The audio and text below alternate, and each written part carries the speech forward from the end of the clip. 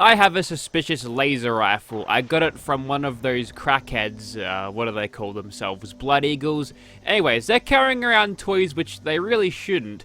To the untrained eye, this thing looks like just a regular old laser rifle, not even legendary, right? So, you know, it's not all that rare, not all that interesting, but here's the thing, look at the stats. We've got a huge range, small rate of fire, and damage, which is a lot higher than an actual vanilla game laser rifle. So what's going on here, you might ask? It's a nuclear winter weapon, and it gets kind of weird because it's not the receivers or anything that actually make it, you know, get that massive boost of damage. If we take this thing to workbench, which is totally possible, by the way, we can start modifying this with whatever we've got for the laser guns already. But if we go over to the reflex sights, you'll notice that there's two here, one of which is not highlighted, so that's the one we can't craft. So that's the nuclear winter one, and as you can tell, if I chuck that back on, our fire rate goes back up to normal and our damage goes to where about it should be. So this reflex sight is increasing this thing's damage a little bit, increasing the range by a fuck ton, and reducing the rate of fire.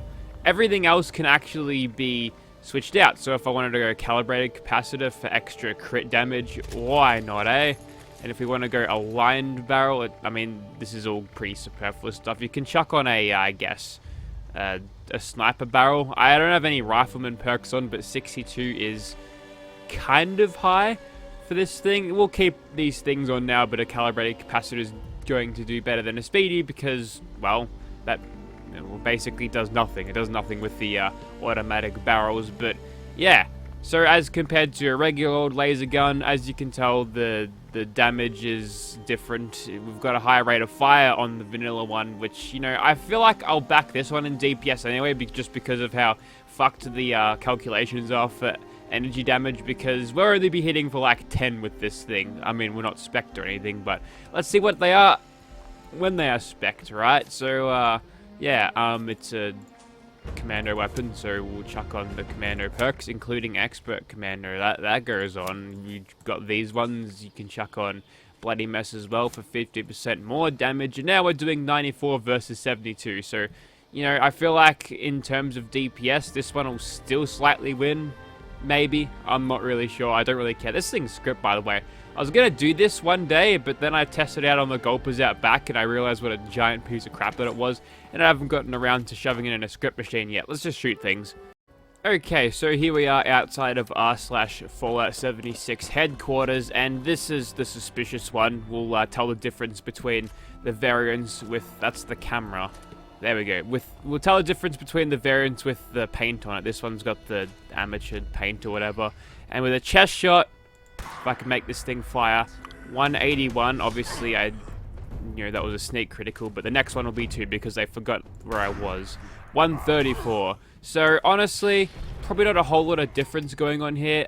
You could probably get away with, you know, sitting all the way back here and just sniping at things. See, 206 damage from back here is, you know, a little bit strange, and since it is a loud weapon, you kind of want to be all the way back here whilst you're sneak critting, because they're going to hear you if you're up close and personal. Weirdly, I feel like this is doing more damage than it should at range, but that's just probably because adrenaline is doing what it is. But you can actually push this thing super far. Like, that's crazy. There's like basically no range when it comes to this.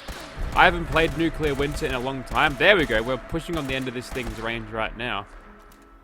The reason that guy took so many bullets is because he's a little bit on the legendary side. And if we go ahead and hit them up in VATS, it's a pretty damn decent accuracy from all the way back there. Oh no, they're goo piles. Looks like their atoms will take some time to respawn as they were. So that's kind of interesting. I want to test this thing slightly more at range, actually. Okay, let's target something bigger and even more green. My god, what is this accuracy? I guess it's the range. It's the range stat that's making my VATS accuracy so good. What was that again? So the accuracy is 82 versus, you know, it's the same, but it's the range. The range and the VATS accuracy. I can be standing... Well, where does this end? Okay, maybe if I'm going to keep the lock and see how far we can go back without it breaking. Okay, so basically... a guaranteed hit in the torso all the time. Obviously, at this point over here, we're kind of being penalized for range, even though this thing does have incredible range. And what that means is you can kind of zero in on the head, and if you've got a calibrated receiver and you want to, spam criticals, it's probably a really good way of getting damage. Interestingly, this is probably one of the better laser rifles I've ever had, and it's, it shouldn't actually be in the game, so that might say a lot. Okay, we're just outside a little bit of a hole in the ground, and let's just shoot everything like this.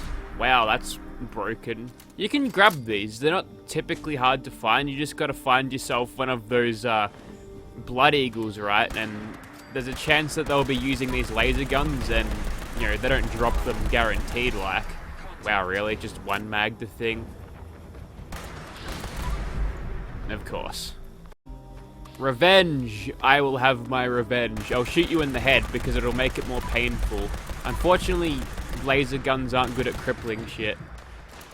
Luckily, they're good at getting criticals. This one, I mean, it's got to be the same sound level, right? They wouldn't have actually changed anything, but I feel like it's a little bit more sneaky than usual. But like I said before, I'm a lot further back than I usually am in terms of when I start my combat because, well, look at the range stat, I can be.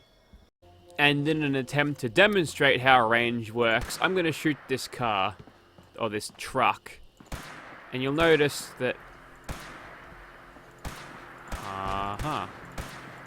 162, there we go. I don't know why my first shot was better. I think it was because of adrenaline, but as you can tell, as I'm getting further and further away from it, my damage is dropping off until it gets to about half the damage that you're usually supposed to get.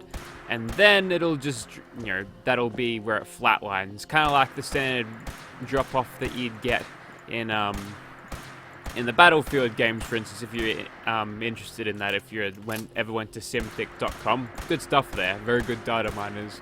And if they had something like that for the gunplay in Fallout 76, that'd be interesting.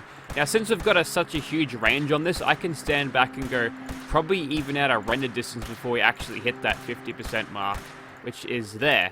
So let's see, 162, 81, that makes sense. So half damage all the way back from here, which, is kind of normal for most things. But if I go over here, as you can tell, raising up again, and if I grab my other one, 66 all the way from here, which, I'm gonna go over it and see where it starts raising, just to give you an idea of exactly how staggeringly different the range stat on these things are.